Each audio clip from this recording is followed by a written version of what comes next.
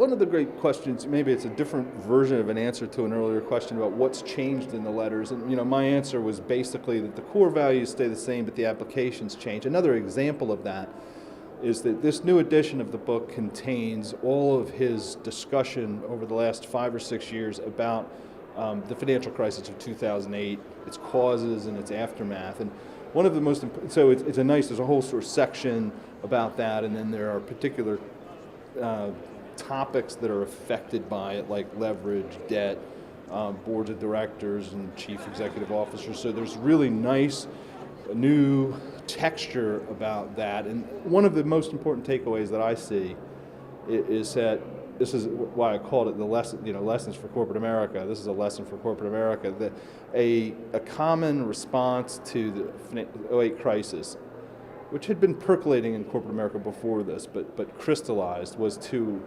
have every company appoint a new office called the Chief Risk Officer, and to have that person manage derivatives trading for financial institutions or capital adequacy for banks,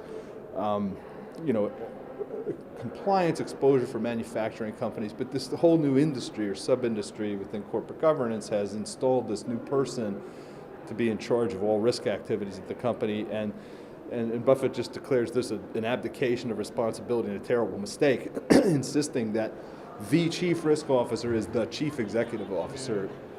That person cannot duck this responsibility. It's too important, and only that person can really sort of get the whole picture that you need. You can't just delegate risk to this manager and leave it there. It's got to come to that person's desk, and he's emphatic about that.